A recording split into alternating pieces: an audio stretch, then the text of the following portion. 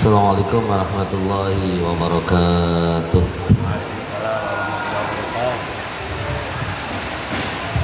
A'udzubillahi minasyaitonir rajim. Bismillahirrahmanirrahim. La hadratan Nabi Mustafa syafaati Rasulillah sallallahu alaihi wasallam wa ala alihi wa sahbihi wa aladihi wa azwajihi wa dzurriyyatihi wal baiti ajma'in tahirin syai'un lillahi lahumul Fatihah.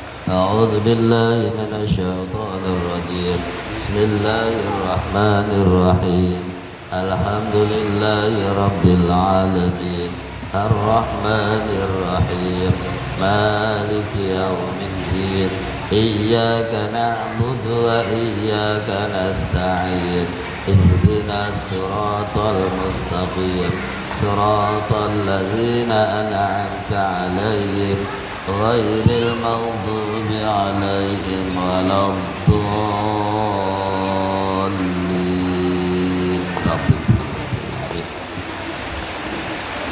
Bismillahirrahmanirrahim. Innal hamdalillah alladzi an'ama 'alaina bi ni'matil imani wal islam wa bi ni'matil afiyati was salamah alladzi yuqawwimu 'alaina li'ibadatillah wa li ta'atillahi war rasul kulluhum minallahi ta'ala li'annahu la hawla wa la quwwata illa billahil 'aliyyil 'azim. Asyhadu an la ilaha illallah wahdahu la syarika lah wa asyhadu anna Muhammadan abduhu wa rasuluhu la nabiyya ba'dah. Allahumma salli wa sallim wa barik ala sayyidina Muhammad ibn Abdillah wa ala alihi wa sahbihi wa mawalah amma ba'd. Hadratul muhtaram, para alim, para kiai, para ustad, para ustadzah, para sepuh, para bini sepuh, adik-adikku yang semuanya dimuliakan oleh Allah, wabil khusus pengurus Masjid Al-Fitrah Kota Cirebon,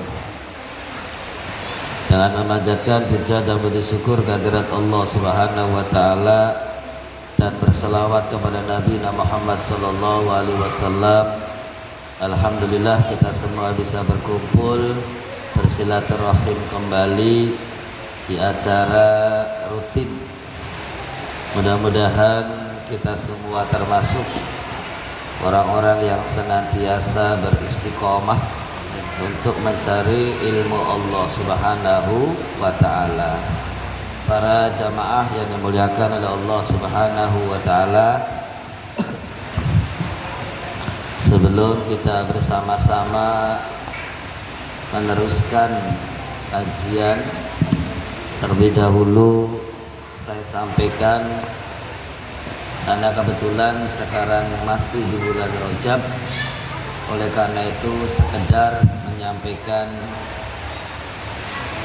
keistimewaan daripada bulan Rajab sedikitnya. Para jamaah yang dimuliakan oleh Allah Subhanahu wa taala, ada dalam salah satu hadis yang tertulis dalam kitab Zurratun Nasihin dalam bab fi fadilati Rajab wal Murjib, dalam bab keistimewaan bulan Rajab dan orang-orang yang memuliakan bulan Rajab. Nabi Muhammad sallallahu alaihi wasallam pernah bersabda, bismillahirrahmanirrahim, man ibadatu fi syahrir Rajab litathhiril jasad wa man ibadatu fi syahri Sya'ban litathhiril qulub wa man ibadatu fi syahri Ramadan litathhirir ruh. Para jamaah yang dimuliakan oleh Allah Subhanahu wa taala, siapa orangnya yang ibadah, mampu beribadah di dalam bulan Rajab, maka orang tersebut berarti sedang membersihkan jasadnya, sedang membersihkan badannya. Waman ibadatu fi syahri Sya'ban, dan siapa orangnya yang mampu beribadah di bulan Sya'ban, litathhiril qulub, maka orang tersebut sedang belajar untuk membersihkan hati. Oleh karena itu di bulan Rajab kita bersihkan jasad kita, bersihkan badan kita. Di bulan Sya'ban kita bersihkan hati kita. Berarti jasadnya bersih, hatinya bersih, akan bertemu dengan bulan yang suci, yaitu bulan Ramadan. Waman ibadatu fi syahri Ramadan, dan siapa orangnya yang mampu untuk ibadah di dalam bulan suci Ramadan, litathirir ruh minal jasad, maka Allah akan mudahkan keluarnya roh dari jasad kita masing-masing. Artinya bihusnil khotimah. Amin ya Allah ya Rabbal alamin. Para jamaah yang dimuliakan oleh Allah Subhanahu wa taala, maka ulama menyampaikan bulan Rajab itu diibaratkan kita punya sawah. Di bulan Rajab itu kita meluku. Tahu meluku Bapak Ibu? Ya, melukunya. Kita punya sawah, sebelum ditanamin padi maka dimeluku dulu. Ya, dulu pakai kerbau. Kerbau. Setelah meluku, selesai bulan Rajab, bulan Sya'ban kita menanam. Bulan Ramadan kita mempanen hasil tanaman yang kita tanam. Artinya 3 bulan ini berarti terus menerus. Bulan Rajab persiapan, bulan Sya'ban silakan menabur, bulan Ramadan kita memetik hasil dari yang kita tanam. Artinya menghadapi bulan suci Ramadan itu berarti harus ada persiapan. Tidak ujung-ujung langsung kita Ramadan. Maka diberi istilah oleh para ulama, karena orang yang ibadah di dalam bulan Rajab seperti persiapan untuk membajak sawah. Sya'ban menanam, Ramadan mempanen. Oleh karena itu para jamaah yang dimuliakan oleh Allah Subhanahu wa taala, mudah-mudahan kita semua orang-orang yang termasuk menyiapkan diri kita untuk menghadapi bulan suci Ramadan sejak bulan Rajab. Para jamaah yang dimuliakan oleh Allah Subhanahu wa taala, itu sekedar informasi tentang bulan Rajab. Ya, para jamaah yang dimuliakan oleh Allah Subhanahu wa taala, kita masuk dalam satu pembahasan meneruskan minggu kemarin, faslun an-najasatu salasun. Ini menerangkan tentang najis. Apa aja? Najis, ya. Fi bayanil a'yanin najasah, menerangkan tentang macam-macam daripada najis.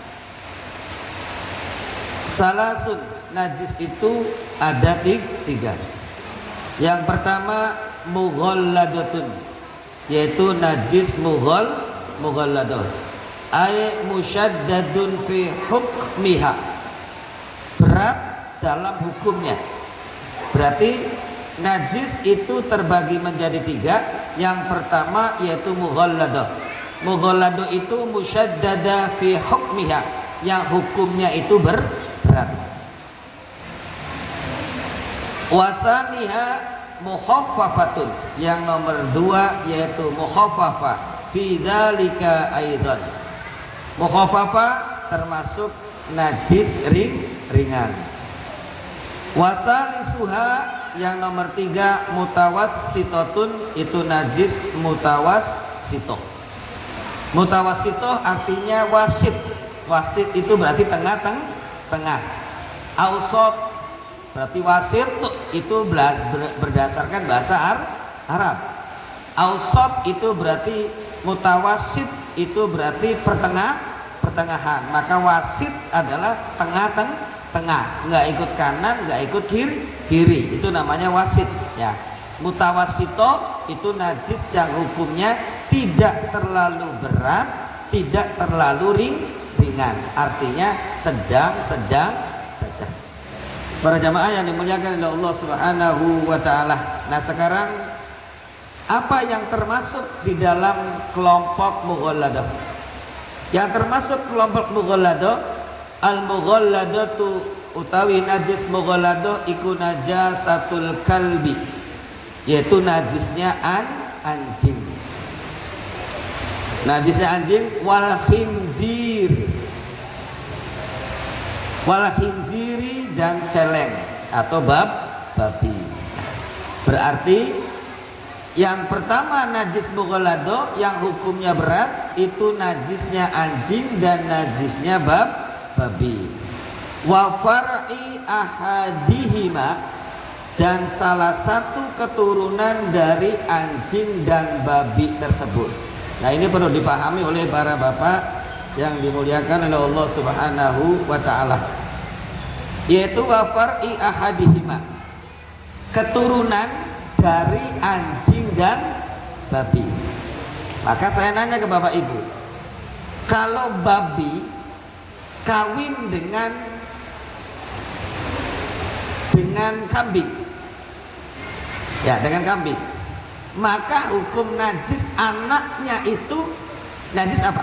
Najis mughalladah. Najis mughalladah. Kenapa? Wa far'i ahadihima, dan salah satu dari keturunan anjing dan babi tersebut termasuk najis mughalladah. Oleh karena itu, jangan sampai kita membiarkan liar anjing kawin dengan kambing, anjing kawin dengan kerbau, anjing kawin dengan sapi, maka anaknya tersebut termasuk hukumnya najis mughalladah. Karena wa far'i ahadihima, dan salah satu dari keturunan anjing dan babi tersebut itu termasuk najis mughalladah. Ya. Para jamaah yang dimuliakan oleh Allah Subhanahu wa taala, itu kategori najis berat hukumnya atau najis mughalladah. Maka yang pertama yaitu anjing, yang kedua babi, dan yang ketiga salah satu keturunan dari anjing dan babi tersebut. Para jamaah yang dimuliakan oleh Allah Subhanahu wa taala, wa mukhaffafatun, dan yang kedua najis mukhaffafah. Di sini dijelaskan baulus sabiyyi wal mukhaffafatu, tawi najis mukhaffafah iku baulus sabiyyi. Baul itu kencing. Kencingnya bayi laki-laki alladzi lam yat'am ghairal labani, bayi laki-laki yang usianya kurang dari 2 tahun dan belum makan sesuatu kecuali susu ibu, itu kencingnya berarti najis mukhaffafah. Paham Bapak Ibu? Saya ulang. Yang termasuk najis mukhaffafah yaitu najisnya kencingnya bayi laki-laki yang usianya kurang dari 2 tahun dan baru makan, yaitu hanya susu ibu. Paham? Nah, sekarang saya nanya, berarti kalau ada bayi ceprot, wah, perempuan, bayinya perempuan, maka pipisnya itu termasuk pipis najis mukhaffafah atau tidak? Tidak, kan perempuan. Tidak, karena perempuan. Yang termasuk najis mukhaffafah itu kencingnya bayi laki-laki.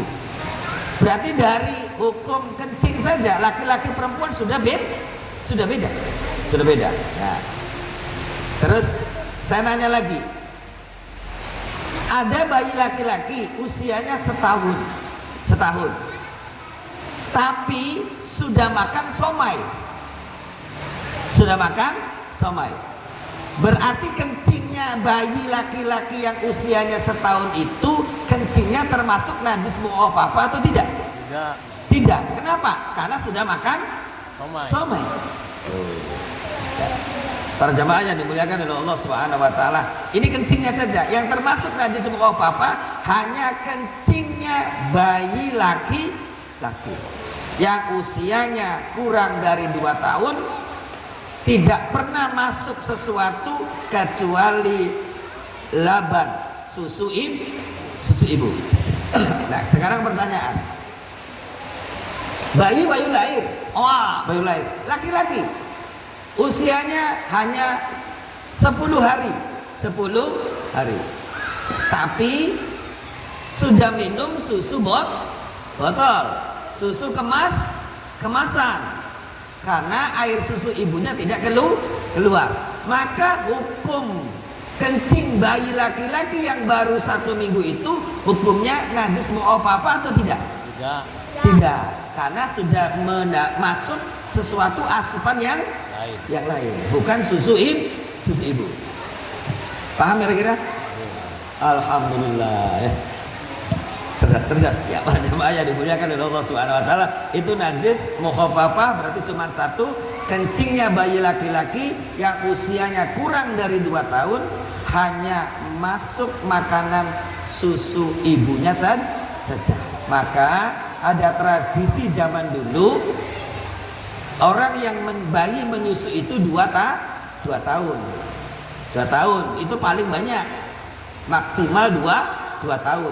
Tidak pernah makan apapun kecuali susu ibunya saja. Ya, seperti itu. Ada orang tua yang masih punya kebiasaan seperti itu, ada. Tapi ada orang tua tatkala bayi lahir, langsung ke pasar beli pisang raja emas dikerok supaya ntar besar jadi orang besar kan, seperti itu. Nah, berarti kalau sudah makan pisang tadi, walaupun laki-laki baru lahir 2 hari, itu berarti kencingnya sudah bukan najis mukhafafah. Kenapa? Karena sudah makan pisang.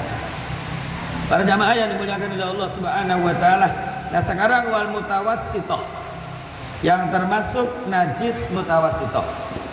Wal mutawassithah utawi najis mutawassithah itu ikusairin najasati, yaitu selain daripada najis mughalladah dan najis mukhafafah, semuanya itu masuk dalam najis mutawassithah.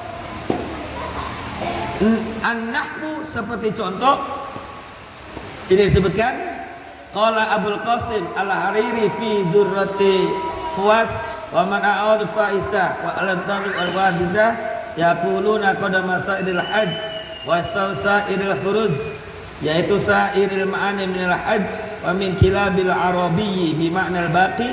Di sini disebutkan seperti najisnya adam, ya, seperti darah, itu masuk dalam najis mutawassithah. Kai nanah itu masuk dalam najis mutawassithah. Kemudian kullu ma kharaja min kubulin au duburin min nas wal hayawan illal kalb wal khinjir. Berarti darah najis mutawassithah, nanah najis mutawassithah, utah-utahan itu termasuk najis mutawassithah. Kemudian kullu ma kharaja, sesuatu yang keluar dari jalan depan atau jalan belakang manusia ataupun binatang, kecuali anjing dan babi. Kecuali anjing dan babi dan sobiyi haulaini ghairal laban, dan kencingnya bayi laki-laki yang kurang 2 tahun, hanya masuk susu ibu, itu bukan najis mutawassithah.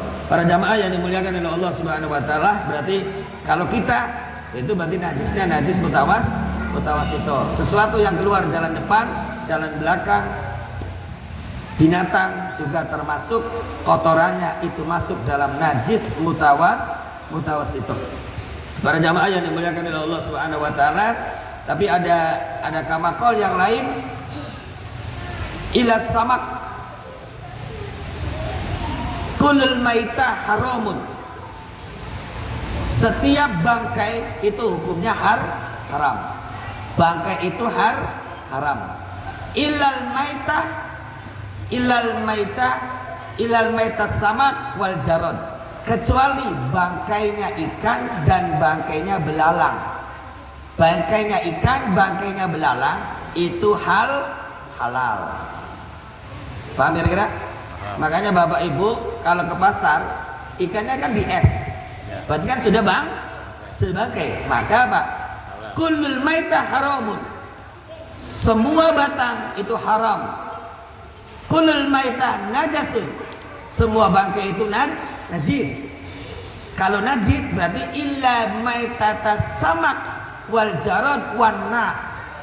Kecuali bangkainya ikan dan bangkainya belalang dan bangkainya manusia itu tidak najis.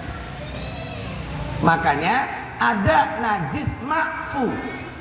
Apa aja? Najis ma'fu, najis yang dimaafkan. Karena ikan bangkainya tidak najis, ya, ikan kan bangkainya tidak najis, dan ikan boleh dimakan, maka kotoran ikan pun najisnya ma'fu, dimaafkan. Seperti di kolam rumah supaya nggak ada ugat-ugat, lamuk-lamuk, jentik-jentik nyamuk, maka dikasih ikan. Terus ikan di situ kan buang kotoran. Lalu kita buat mandi dan segala macam, itu najis ma'fu. Artinya berarti tidak najis. Seperti itu. Para jamaah yang dimuliakan oleh Allah Subhanahu wa taala, karena kenapa bisanya tidak najis? Karena pusatnya saja, ikannya saja, bangkai pun tidak najis dan halal untuk dimakan, halal untuk dikonsumsi. Ila samak wal jarod, kecuali bangkai ikan dan bangkai belalang itu halal ketika sudah menjadi bangkai. Para jamaah yang dimuliakan oleh Allah Subhanahu wa taala, sampai di situ barangkali ada pertanyaan bebas mangga, kalau tidak ada saya lanjutkan.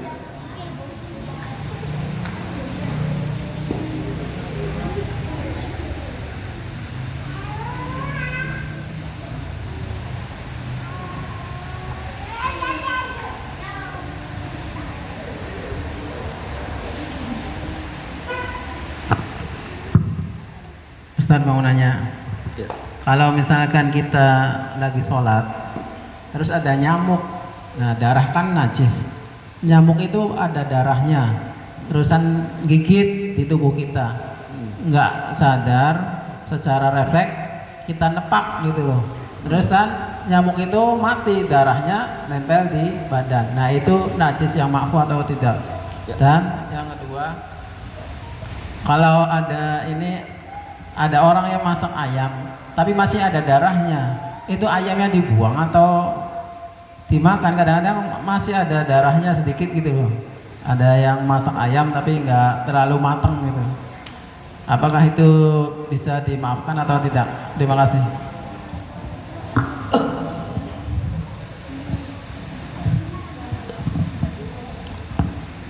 Para jamaah yang dimuliakan oleh Allah Subhanahu wa taala, yang pertama itu tentang ketika sholat. Para jamaah yang dimuliakan oleh Allah Subhanahu wa taala, maka salah satu yang membatalkan sholat juga diantaranya wadorful. Ketika sholat memukul itu batal. Ketika sholat memukul itu batal. Contoh lagi sholat begini, kita sholat Allahu Akbar, kemudian ada nyamuk mukulnya itu sudah batal, mukulnya sudah batal. lalu cap darahnya tetap najis. Oleh karena itu kalau ada nyamuk lebih baik, sebab kalau mukul wadorbul fi sholat batolah sholatuhu, ketika kita lagi sholat kemudian memukul yang keras itu batal sholatnya.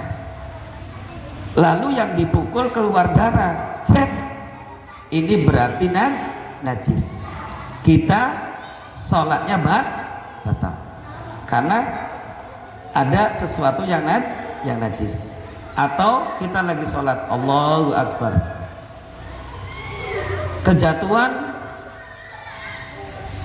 hitam putih kecil, berarti cicak blek ya, tatkala itu kita buang. Kalau tidak membekas karena kering, tidak ada bekas di jari, tidak ada bekas di baju, maka tidak batal. Tapi kalau ceret bekas berarti batal sholatnya karena najis. Seperti itu. Para jamaah yang dimuliakan oleh Allah Subhanahu wa taala, jadi makanya ketika sholat diantaranya tidak boleh memukul, nepak dengan memukul kan berarti sama. Oleh karena itu jangan kita memukul di waktu sholat, apalagi nyamuk, terus nyamuknya pecah, itu darahnya nempel pada baju, berarti baju ini najis. Syaratnya orang sholat itu harus terhindar dari najis, tempatnya, badannya, pakaiannya yang dipakai harus terhindar dari najis. Maka saat itu berarti najasun, hukumnya najis, maka sholatnya dengan sendirinya batal. Para jamaah yang dimuliakan oleh Allah Subhanahu wa taala, kemudian yang kedua apakah? Masak ayam, masak gede. Oh, masak ayamnya. Para jamaah yang dimuliakan oleh Allah Subhanahu wa taala, ya, makanya ada ilmu warok, sekedar pelajaran aja buat kita, pelajaran. Kalau kapan-kapan bisa dipakai ya sedikit belajar ya. Makanya ada salah satu daerah tatkala orang yang menjadi imam, orang yang menjadi khotib, itu syaratnya satu, diantaranya keilmuannya pas, segalanya pas, satu lagi tidak pernah makan di luar kecuali di rumah. Itu salah satu warok. Kenapa? Karena kalau kita makan di luar tidak tahu proses kan? Tidak tahu proses. Apalagi saya di Cideng kan tempatnya kan seperti itu, tidak tahu prosesnya benar atau tidak kan nggak tahu juga kan seperti itu. Sedangkan proses memotong binatang itu contoh, yang namanya memotong itu berarti mematikan sesuatu yang hidup, lalu melalui proses lalu keluar darah, lalu mati. Tapi kalau Imam Syafi'i, kita itu kebanyakan tidak memakai Imam Syafi'i. Salah satu contoh, ayam tertabrak mobil atau motor, plok, berapa menit kalau kita tidak ambil pisau lalu dipotong, ayam itu dengan sendirinya mati walaupun tidak dipotong. Menurut Imam Syafi'i ini sudah haram, sudah bangkai. Kenapa? Karena ayam itu tanpa dipotong pun akan mati. Seperti itu, tanpa dipotong sendirinya akan mati. Cuman golongan ikulah kan mayat eman, cukup, landing, seret kan. Padahal kalau nggak dipotong pakai pisau pun berapa detik, berapa menit itu akan mati. Berarti matinya ayam itu ajalnya bukan karena pisau, tapi karena tertabrak. Seperti itu para jamaah yang dimuliakan oleh Allah Subhanahu wa taala. Nah, terus berarti yang penting hidup binatang itu hidup lalu mati. Matinya dengan satu proses pemotongan. Ya, pemotongan. Berarti tatkala proses motong itu ketika memegang kepala ayam, apakah ayam itu matinya karena dicekek begini, udah mati duluan terus dipotong? Itu kan nggak tahu. Kalau dicekek duluan karena diikat tarik ininya kan pegang. Apakah ketika yang motong ini megang tenggorokannya karena tidak bernapas lalu ayam itu mati, lalu pisau jalan, berarti itu ayam itu bangkai karena matinya bukan karena pisau tapi karena cekekan lain. Itu makanya berhati-hati. Nah para jemaah, itu ilmu warok. Saya belum bisa orang di jalan lapar ya makan, urusannya apa jari kan, seperti itu saya. Tapi bapak-bapak ibu-ibu sih beli ya seperti itu ada ilmu warok, apik, hati-hati kan, seperti itu. Karena sesuatu itu berarti harus melalui prosesnya itu kaifiahnya sesuai dengan syariat atau tidak kan, seperti itu. Lalu kita tutup syariat, tutup kaifiah, tutup proses. Nah yang penting saya sih makan, dosa tanggung jawab orang yang jualan kan, seperti itu. Paling intinya seperti itu. Dosa tergantung yang jualan. Nah para jamaah yang dimuliakan Allah Subhanahu wa taala, ketika melalui proses darah keluar terus mati. Setelah mati selesai, kemudian ada yang dialubin, ada yang dipanggang kan, seperti itu ya, bekakakan ayam. Lalu ternyata di bekakakan ayam itu masih ada darah. Maka hukum daripada darah yang nempel pada daging ketika ayam itu sudah melalui proses penyembelihan, penyembelihan, yang najis itu berarti darah yang keluar dari ayam tadi, yang ketika masih hidup. Proses ini berarti najis. Zaman dulu diwadahin mangkok, zaman dulu terus dimakan jadi marus dan sebagainya kan, seperti itu. Nah itu ketika di bekakakan ayam tersebut ternyata masih ada darahnya, kalau bapak dan ibu kolu itu berarti nggak jijik makan. Kenapa? Karena ini termasuk suatu daging, walaupun masih ada darahnya.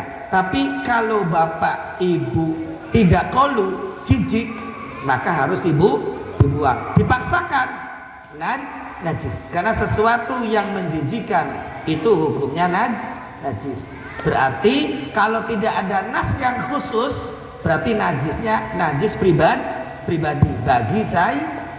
Seperti itu para jamaah yang dimuliakan oleh Allah Subhanahu wa taala. Nah itu proses daripada najasah, macam-macam najis. Berarti ada 3, ada mughalladhah, ada mukhaffafah, ada mutawassithah. Itu barangkali ada yang lain, mangga.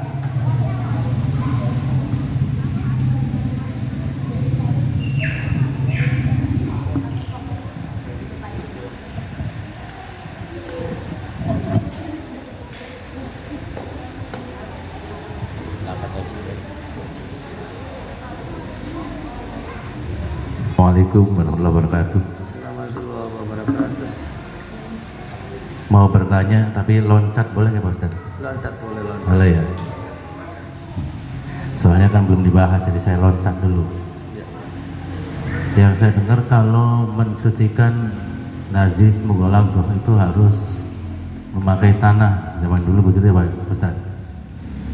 Yang saya tanyakan apakah tetap seperti itu di zaman sekarang yang sudah ada pembersih seperti sabun dan lain sebagainya gitu Pak Ustaz? Dan apakah ya harus tetap 7 kali? Demikian, Assalamualaikum warahmatullahi wabarakatuh. Assalamualaikum warahmatullahi wabarakatuh.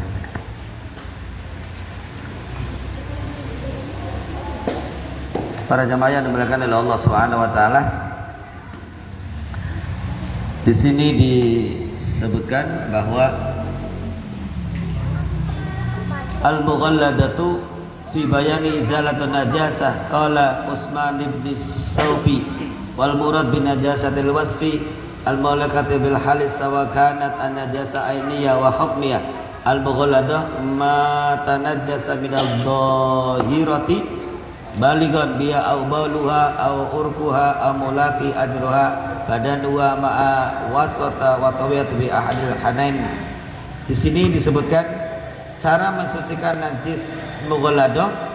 Al mughalladah tu tawi najis mughalladah ikut tathuru, bisa suci apa najis mughalladah bisa ba'i ghusalatin kelawan pitung wasuhan, kelawan 7 kali basuhan. Ta'adda wala yakfi min haitsu zawalin najasa marata wahidan haitsu zalat awsaf ba'da izalati ainiha ahaduha biturab. Salah satu dari basuhan tersebut harus dicampur dengan debu.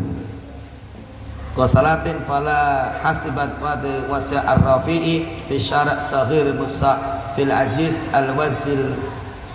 Di sini disebutkan bahwa nas dari Imam Ar-Rafi'i sudah tidak bisa dirubah, bahwa ketika kita terkena najis mughalladah, kalau najisnya itu berbentuk contoh kotoran dari jalan belakangnya anjing atau babi, maka kita buang dulu, buang. Setelah dibuang, kira-kira izalatu ain, kira-kira tidak ada bentuknya, sudah rata. Setelah rata, lalu dibanjur dengan air 7 kali, salah satunya dicampuri dengan debu. Nah, musim hujan seperti ini, basuhnya di sungai ya enak, tinggal di sungai kan airnya bercampur debu, murah seperti itu. Nah, seperti itu. Oleh karena itu tetap tidak berubah dengan keadaan zaman yang sudah canggih. Hukum asli dari Imam Ar-Rafi'i, muridnya Imam Asy-Syafi'i, itu tetap kalau najis mughalladah tetap 7 kali basuhan, salah satunya dicampur dengan debu. Setelah selesai bentuknya hilang. Tapi kalau cuma tercium oleh hidungnya seperti itu lalu kering, maka ini cukup dibanjur 7 kali, salah satunya dengan debu. Seperti itu. Itu berarti sudah tidak bisa dirubah dengan kemajuan zaman. Nasnya sudah seperti itu. Itu berarti al-hukmul qat'i, hukum yang sudah paten seperti itu. Para jamaah yang dimuliakan oleh Allah Subhanahu wa taala, dan lebih lanjut dilanjutkan di minggu depan itu al-mughalladah tathuru bisabi ghusalatin adwa biturab wal mukhafafah wal mutawassithah, kaifiyah mensucikan najis mughalladah, kemudian najis mukhafafah dan najis mutawassithah serta dasarnya atau dalil-dalilnya. Insyaallah kalau sehat semuanya, diparingi kesempatannya ada, maka dilanjutkan minggu depan. Ya, para jamaah yang dimuliakan oleh Allah Subhanahu wa taala, masih ada? Cukup?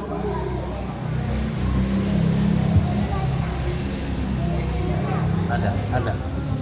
Oh enggak, belakang.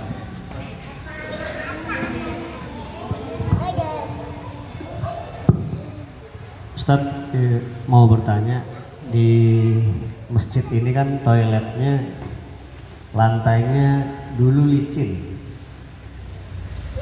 banyak yang terpleset, Kemudian salah satu solusi yang kita lakukan waktu itu sampai sekarang itu dengan menaruh rumput sintetis. Kalau menurut Ustadz ini bisa diteruskan atau tidak, aman atau tidak untuk mengantisipasi najis itu, karena bisa saja ada kemungkinan misalnya ada kecipratan di situ, terus masih di situ terus terinjak kemudian geser keluar gitu. Kemudian yang kedua akan disampaikan oleh Bapak Rudi.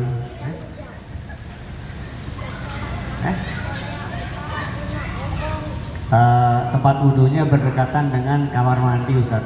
Yang seperti yang di masjid ini itu bagaimana? Terima kasih Ustaz. Ya. Para jemaah yang dimuliakan oleh Allah Subhanahu wa taala. Yang kedua, tempat wudhu berdekatan dengan toilet. Nah, seperti itu. Tapi kan nggak campur sama toilet kan? Berarti kan ada pemisah kan seperti itu. Nah, kalau pemisah berarti kan sudah ada batas seperti itu ya. Cuman yang penting adalah keilmuan kita semua ya. Artinya pelajaran najis itu dianggap suatu sepele, padahal menjadi sebab daripada keabsahan kita ibadah kan seperti itu ya.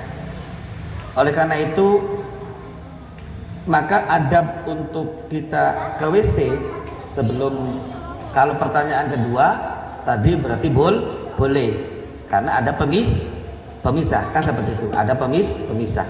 Nah, terus ke poin yang pertama, tatkala kita masuk ke WC itu lebih bagus itu sebelum kita membuang sesuatu kita bersihkan dulu semua. Maksudnya apa? Khawatir sebelum saya masuk ada orang yang buang air kecil atau air besar di tempatnya tapi tidak dibersihkan semua. Berarti kan kita duduk atau berdiri di tempat itu di posisi najis. Oleh karena itu sebelum kita membuang sesuatu banjir dulu semuanya. Setelah aman selesai, lalu kita buang air hajat kita. Setelah hajat kita selesai, lalu kita basuh semua. Sebelum kita keluar, bersihkan lagi tempat itu. Seperti itu. Sekira-kiranya dalam keyakinan saya, najis yang nyiprat ke tembok atau kemana sudah terguyur air dan larut dalam solokan. Seperti itu. Kita punya keyakinan bahwa itu semua sudah masuk ke solokan dan masuk ke larutan solokan tersebut. Nah itu para jamaah yang dimuliakan oleh Allah Subhanahu wa taala. Nah, ketika sudah masuk ke solokan, berarti kan lingkungan kamar itu sudah tidak najis karena airnya sudah terbawa larut ke solokan. Terus rumput sintetis seperti itu ya. Itu kan adanya di luar kan? Luar. WC, kamar WC, terus keluar WC-nya ada rumput tersebut kan seperti itu. Ada rumput tersebut. Nah, rumput di masjid-masjid yang lain juga kan sering ada karet, sering kan? Ya. Karet seperti itu yang supaya yang kecil tuh, supaya tidak terjadi licin dan cilaka bagi orang. Oleh karena itu kita antisipasi, warok lah, PPK, jaga-jaga untuk kebersihan, kesucian kita. Rumput itu aman, kan seperti itu. Cuman kasih tulisan di dalam WC tersebut, seperti itu ya.